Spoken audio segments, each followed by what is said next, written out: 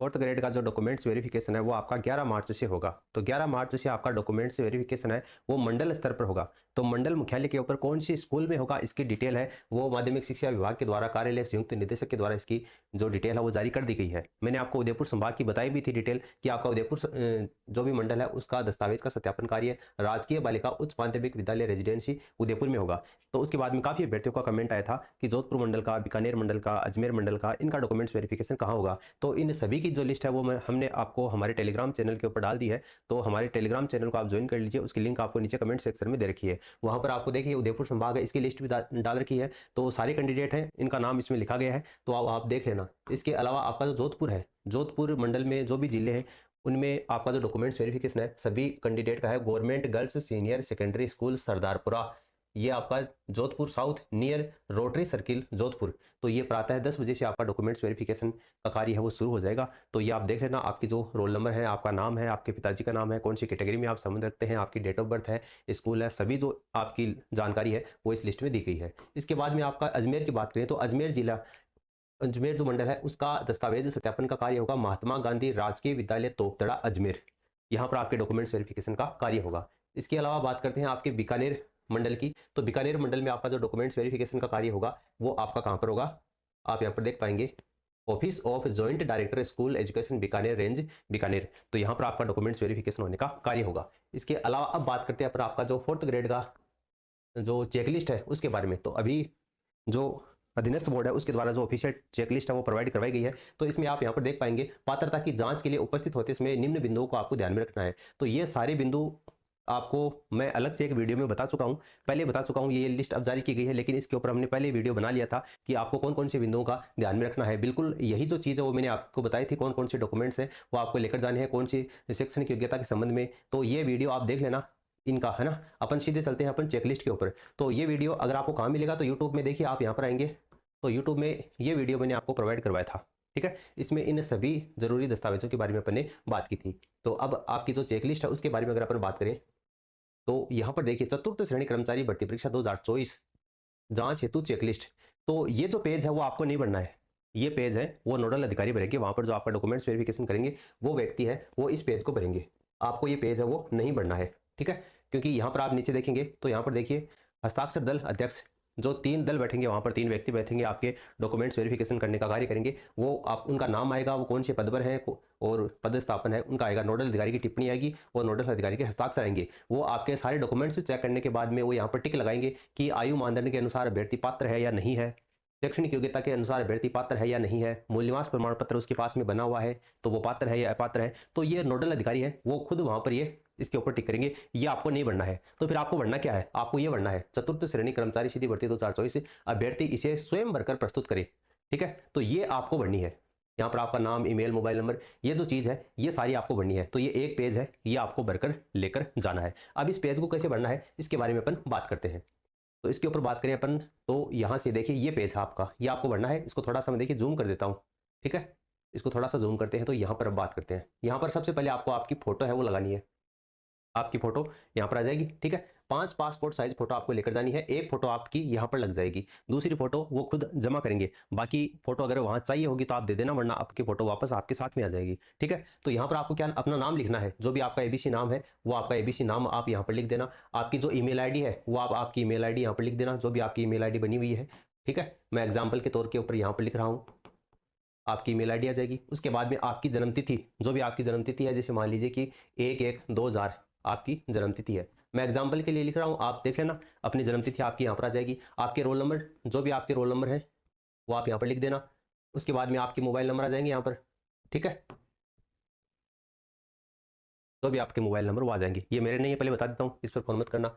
इसके अलावा यहाँ पर देखिए लिंग मेल और फीमेल, तो यहाँ पर ये जो मेल है तो मेल पर टिक कर देना, फीमेल है जो भी कैंडिडेट वो आपका फीमेल पर यहाँ से आपको टिक करना है। यहाँ पर आयु आपको वर्षों में निकालनी है, जैसे 1 जनवरी 2026 को आप कितने साल के हो गए वो आपको बढ़ना है। जैसे मान लीजिए कि आपकी जो जन्मतिथि है वो 1 जनवरी 2000 है, तो आपको क्या करना है, आपको गूगल में चले जाना है।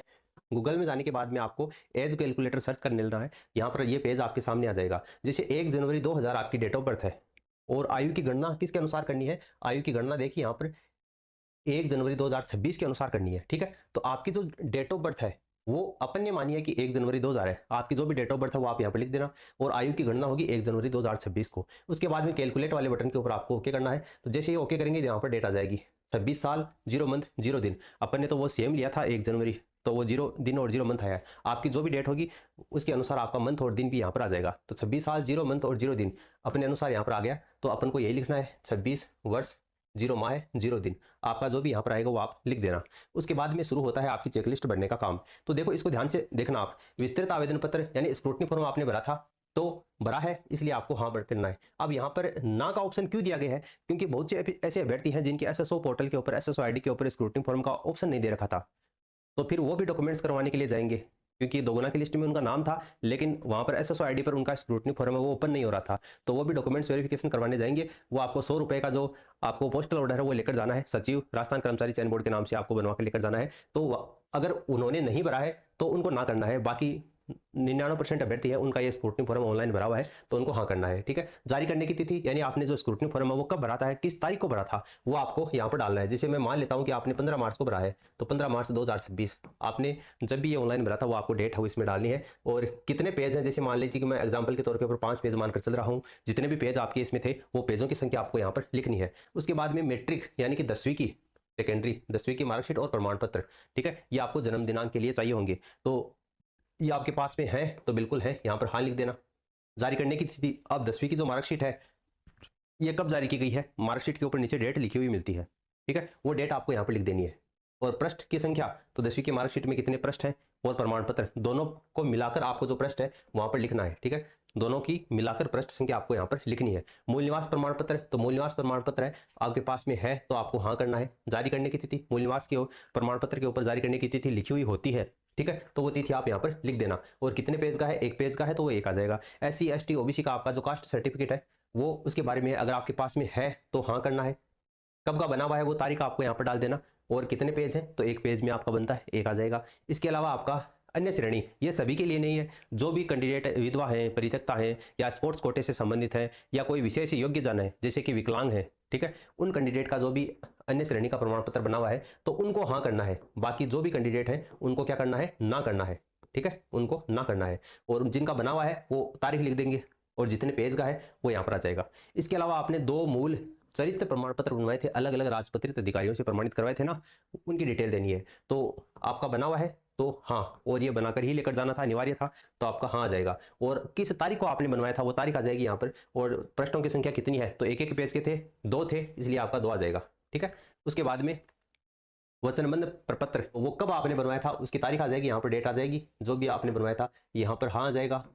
और यहाँ पर पृष्ठ 1 था तो 1 आ जाएगा। संविधान शपथ पत्र शादी कागज पर आपने बनवाया था, बिल्कुल बनवाया है, यहाँ पर आपको हाँ करना है। और यहाँ पर उसकी डेट आ जाएगी, कब आपने बनवाया है 1 आ जाएगा। दहेज वाला आपने बनवाया है, बिल्कुल, क्योंकि अविवाहित वालों को भी दहेज वाला बनवाना था और विवाहित वालों को बनवाना ही था। अविवाहित वालों को इसलिए बनवाया था कि भविष्य में अगर उनकी शादी होती है वो तो दहेज नहीं लेंगे, तो पहले ही वो यहाँ पर शपथ पत्र है वो बनाकर उनको देना था। तो यहाँ पर वो डेट लिख देना, आपने कब बनवाया था और कितने पेज है, तो 1 पेज है। विवाह प्रमाण पत्र, जिन भी अभ्यर्थियों की जैसे शादी हो चुकी है तो उनका मेरिज सर्टिफिकेट बना हुआ है तो यहाँ पर हाँ आ जाएगा। और किस तारीख को बना हुआ है जारी करने की तिथि, तो वो आ जाएगा 1 पेज का तो 1। और 22 मई 2006 से पहले जिनकी शादी हो चुकी है उनके पास में मेरी सर्टिफिकेट नहीं है तो उनको शपथ पत्र देना है, ठीक है, तो वो शपथ पत्र जारी करने की तिथि यहाँ पर आ जाएगी। ठीक है, और संतान संबंधी घोषणा पत्र है यानी राजपत्रित अधिकारी से ये आपको प्रमाणित करवाना था तो आपके पास में ये है तो हाँ करना है। और यहाँ पर उसकी डेट आ जाएगी और कितने पेज का है तो वो पेज आ जाएगा। सामान्य घोषणा पत्र, विकल्प पत्र, नमूना हस्ताक्षर, तीनों आपको हाँ करना है क्योंकि कंपलसरी यहाँ आपको लेकर आना, ऐसा नहीं चलेगा कि मेरे पास बना हुआ नहीं है। ठीक है, तीनों की यहाँ पर डेट लिख देना और तीनों 1 पेज के हैं।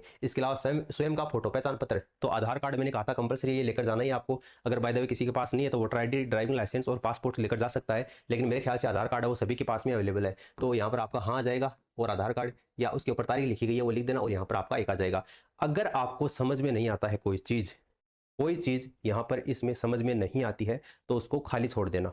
कोई बाउंडेशन नहीं है कि आप भरोगे ही तभी चलेगा, लेकिन गलत मत भरना, है ना, क्योंकि इसमें अगर काटापीटी करते हो तो फिर वो अच्छा नहीं लगता है। इसलिए आपको समझ में आती है तो भर लेना, वरना जैसे ये है कि अगर आपको ये विवाह वाला समझ में नहीं आया या संतान संबंधी वाला आपको समझ में नहीं आया तो इसको खाली छोड़ देना।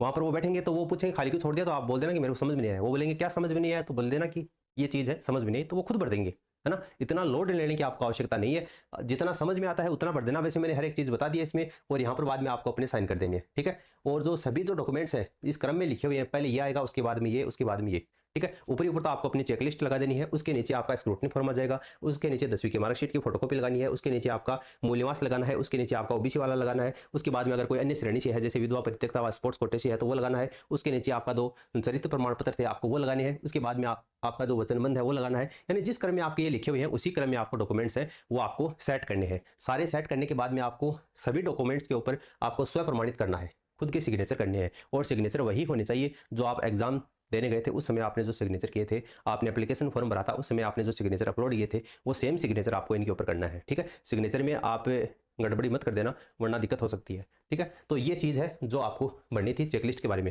अगर अभी भी आपको कोई डाउट है, कोई सुझाव आपका, तो नीचे कमेंट सेक्शन में आप लिख सकते हैं। बाकी इस वीडियो को अपने दोस्तों के साथ में आप शेयर कीजिए, जो भी भाई बंधु आपका चतुर्थ श्रेणी कर्मचारी से संबंधित है, ताकि वो भी जो चेकलिस्ट है वो इस तरीके से आसानी से भर पाए। मिलते हैं नेक्स्ट वीडियो में।